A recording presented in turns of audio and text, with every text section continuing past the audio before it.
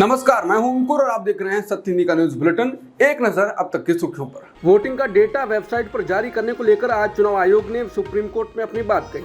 चुनाव आयोग ने सुप्रीम कोर्ट को बताया कि वेबसाइट पर फॉर्म 17C यानी वोटिंग का रिकॉर्ड अपलोड करने से शरारत हो सकती है, छेड़छाड़ की संभावना है जो व्यापक असुविधा और अविश्वास पैदा कर सकती है। जिसके बाद कांग्रेस नेता श्रीनिवास वीवी ने कहा कि चोर मचाए शोर। वहीं बाकी लोग कह रहे हैं कि वोटर्स को ये जानने का अधिकार क्यों नहीं है कि कहां कितने वोट पड़े। सुप्रीम कोर्ट ने इसी जानने के अधिकार के तहत इलेक्टोरल बॉन्ड के राज खुलवा दिए। हरियाणा के पंचकुला में कांग्रेस नेता राहुल गांधी ने कहा कि 2 मुख्यमंत्री गिरफ्तार हुए, लेकिन आदिवासी मंत्री अभी भी जेल में है। वो पहले जेल गए लेकिन अब तक बाहर नहीं आए। मायावती भ्रष्ट हैं लेकिन नवीन पटनायक भ्रष्ट नहीं है। लालू भ्रष्ट हैं। बड़ी अजीब बात है, अपने आप फ्रेमिंग हो जाती है। हरियाणा में राहुल गांधी ने कहा कि मैं अपने जन्म के दिन से ही सिस्टम में बैठा हूँ, मैं सिस्टम को अंदर से समझता हूँ। आप सिस्टम को मुझसे छिपा नहीं सकते। ये कैसे काम करता है, किसका पक्ष लेता है, कैसे किसका पक्ष लेता है, ये किसकी रक्षा करता है, किस पर हमला करता है, मुझे सब पता है क्योंकि मैं सिस्टम के अंदर से आता हूँ। जब मेरी दादी पीएम थी, मेरे पिता पीएम थे और जब मनमोहन सिंह जी पीएम थे तो मैं पीएम के घर जाता था, इसलिए मैं जानता हूं कि सिस्टम के अंदर से कैसे काम करता है। मैं आपको एक बात बता सकता हूं, ये सिस्टम निचली जातियों के खिलाफ है, गंभीर रूप से और हर स्तर पर। राहुल गांधी ने कहा कि वो सिस्टम को अंदर से समझते हैं। इस पर पीएम मोदी ने पलटवार किया।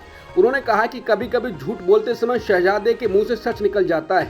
आज कांग्रेस के शहजादे ने एक बड़ा सच कबूल किया।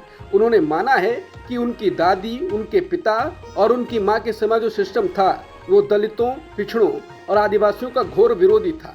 कांग्रेस के इसी सिस्टम ने एसटी, एससी और ओबीसी की पीढ़ियों को बर्बाद कर दिया। प्रधानमंत्री मोदी ने बुधवार को श्रावस्ती में जनसभा को संबोधित करते हुए सपा और कांग्रेस पर जमकर हमला किया। उन्होंने कहा कि आपका बैंक खाता बंद कर देंगे और पैसे भी छीन लेंगे। हमने हर गांव में लोगों को स्वच्छ पानी देने के लिए टोटी लगवाई है। सपा कांग्रेस वाले आपके घर की टोटी भी खोल ले जाएंगे। हमने हर गांव में बिजली पहुंचाई है। ये लोग बिजली कनेक्शन कटवा कर फिर अंधेरा कर देंगे। दिल्ली के मुख्यमंत्री अरविंद केजरीवाल ने कहा है कि मोदी एक खतरनाक मिशन पर काम कर रहे हैं, 1 नेशन 1 लीडर। इसके तहत मोदी जी अपने सभी विरोधी नेताओं को जेल में डाल रहे हैं। प्रधानमंत्री ने मुझे गिरफ्तार करके सभी विपक्षी के नेताओं और लोगों को संदेश दे दिया है कि अगर हम केजरीवाल को गिरफ्तार कर सकते हैं तो किसी को भी डाल सकते हैं जेल में। उन्होंने कहा है कि मैं आपसे देश को बचाने की अपील करने आया हूं।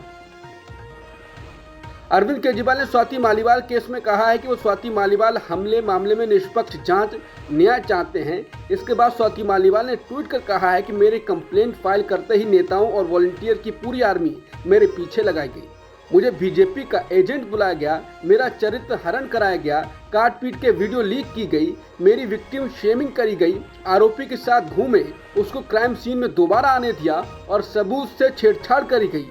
आरोपी के लिए खुद सड़क पर उतर गए और अब मुख्यमंत्री साहब जिनके ड्राइंग रूम में मुझे पीटा गया, वो कह रहे हैं कि उन्हें इस मामले में निष्पक्ष जांच चाहिए।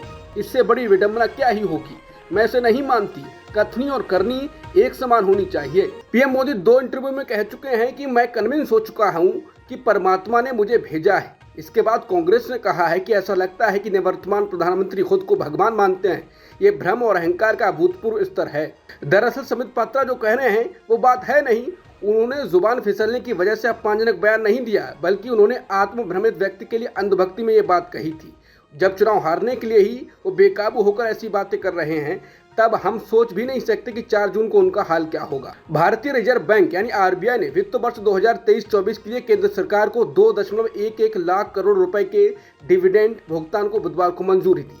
वित्तीय वर्ष 2022-23 के मुकाबले इस बार आरबीआई दोगुना से ज्यादा राशि का भुगतान करेगा। इस खबर पर पत्रकार रणविजय ने कहा कि आरबीआई एक बार फिर मोदी सरकार को 2.11 लाख करोड़ रुपए देगा।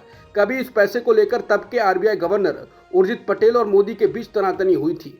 मोदी ने उर्जित पटेल को पैसों के ढेर पर बैठा सांप कहा था। इसके बाद उर्जित पटेल ने इस्तीफा दे दिया था। ये बातें मोदी सरकार में ही वित्त सचिव रह चुके सुभाष चंद्र गर्ग की एक किताब वी ऑल्सो मेक पॉलिसी में कही गई हैं। उर्जित पटेल के इस्तीफे के बाद आरबीआई सरकार को झमाझम पैसे देने लगा। पहले ये पैसा आपात स्थिति के लिए रखा जाता था।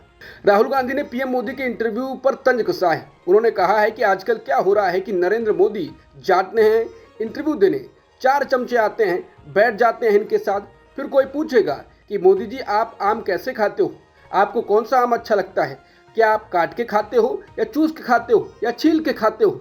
इसके बाद लोग इस पर रिएक्ट कर रहे हैं और कह रहे हैं कि राहुल गांधी इस वक्त अनस्टॉपेबल हैं, गोदी मीडिया की धज्जियां उड़ा रहे हैं। चुनाव आयोग ने बीजेपी और कांग्रेस को एक आदेश जारी किया है। इस आदेश में यह सुनिश्चित करने के लिए कहा गया है कि दोनों पार्टियों के स्टार प्रचारक मर्यादा बनाए रखें और चुनाव प्रचार के दौरान समाज को बांटने वाले भाषणों से दूर रहें। बीजेपी अध्यक्ष जेपी नड्डा को आदेश जारी करते हुए चुनाव आयोग ने उनके स्टार प्रचारकों को धार्मिक या सांप्रदायिक आधार पर प्रचार करने से दूर रहने का निर्देश दिया है। चुनाव आयोग का कहना है कि चुनावों के लिए भारत के सामाजिक और सांस्कृतिक माहौल को नुकसान नहीं पहुंचाया जा सकता। आयोग ने बीजेपी और कांग्रेस दोनों पार्टियों को जाति, समुदाय, भाषा और धर्म के आधार पर प्रचार करने के लिए फटकार लगाई। कांग्रेस पार्टी को निर्देश में कहा गया है कि वो अपने स्टार प्रचारकों को कहे कि वो ऐसा कोई भाषण ना दें जिससे समाज में गलत धारणा आ जाए, जैसे कि भारत के संविधान को खत्म किया जा सकता है। इसके अलावा अग्निवीर योजना को लेकर भारतीय सेना का राजनीतिकरण न करने के लिए भी चुनाव आयोग ने कांग्रेस को निर्देश दिया है।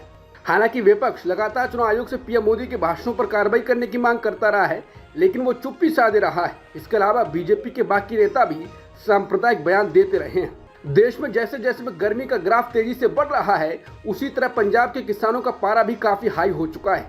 इसी बीच सरकार से जारी गतिरोध के बीच पंजाब के किसान संगठन पीएम मोदी के खिलाफ विरोध प्रदर्शन की तैयारी कर रहे हैं। पीएम मोदी गुरुवार को चुनाव प्रचार के लिए राज्य के दौरे पर रहेंगे। शंभू बॉर्डर पर किसानों के विरोध प्रदर्शन के 100 दिन पूरे होने के मौके पर एक रैली में हिस्सा लेते हुए किसान मजदूर संघर्ष समिति के अध्यक्ष सरवन सिंह पंढेर ने कहा कि किसान काले झंडे के साथ जाएंगे और पीएम मोदी के खिलाफ प्रदर्शन करेंगे। पंढेर ने कहा कि हमने प्रशासन से कहा है कि हमें पीएम मोदी से बातचीत करने दें, लेकिन वो इस बात के लिए राजी नहीं हो रहा है। इसी वजह से हमारे पास विरोध प्रदर्शन के अलावा दूसरा कोई ऑप्शन नहीं बचा है। कांग्रेस पार्टी के पूर्व अध्यक्ष राहुल गांधी ने हरियाणा के सोनीपत में अपनी पार्टी की प्रत्याशी के समर्थन में एक जनसभा को संबोधित किया। इस दौरान उन्होंने अग्निवीर योजना को लेकर मोदी सरकार पर जमकर हमला बोला। राहुल गांधी ने कहा कि ये पीएम मोदी की योजना है और इसे पीएमओ ने बनाया है। मंच से बोलते हुए राहुल गांधी ने कहा कि मोदी जी ने पहली बार हिंदुस्तान के जवानों को मजदूर में बदल दिया है। वो कहते हैं कि 2 तरीके के शहीद होंगे, एक नॉर्मल जवान या अफसर, उसके परिवार को पेंशन मिलेगी, शहीद का दर्जा मिलेगा और सारी की सारी सुविधाएं मिलेंगी, और दूसरा गरीब घर का बेटा, जिसको अग्निवीर नाम दिया है। उन्होंने आगे कहा कि इस अग्निवीर को ना शहीद का दर्जा मिलेगा, ना पेंशन मिलेगी, ना कोई सुविधा मिलेगी, ना कैंटीन मिलेगी। ये योजना नरेंद्र मोदी की योजना है, ये सेना की योजना नहीं है। सेना इसे नहीं चाहती है, ये पीएमओ से योजना बनाई गई है। तो मैं पहली बात आपको कहना चाहता हूँ कि इंडिया की सरकार आएगी तो हम अग्निवीर योजना को उठाकर कूड़ेदान में फेंक देंगे। कलकत्ता हाईकोर्ट से रिटायर होते समय न्यायमूर्ति चित्तरंजन दास ने राष्ट्रीय स्वयंसेवक संघ यानी आरएसएस से जुड़े रहने और संगठन में वापस जाने की इच्छा जताने वाले अपने बयान पर स्पष्टीकरण दिया है। बता दें, अपने विदाई भाषण में चित्तरंजन दास ने कहा था, मैं एक संगठन का बहुत आभारी हूँ। मैं बचपन से लेकर वयस्क होने तक इसमें था।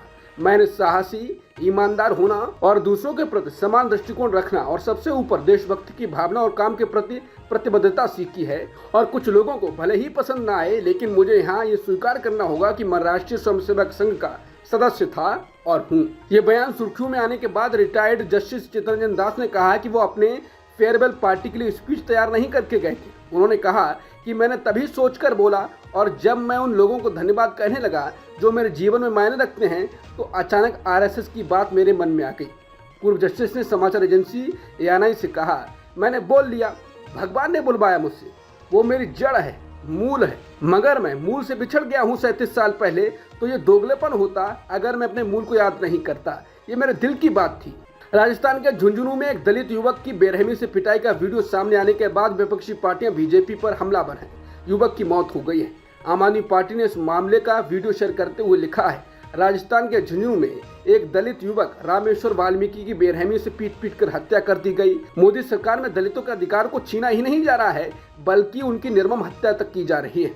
आम आदमी पार्टी ने कहा कि बीजेपी सांसद खुलेआम मंचों से कह रहे हैं कि उन्हें 400 सीट संविधान बदलकर दलितों और पिछड़ों का आरक्षण खत्म करने के लिए चाहिए।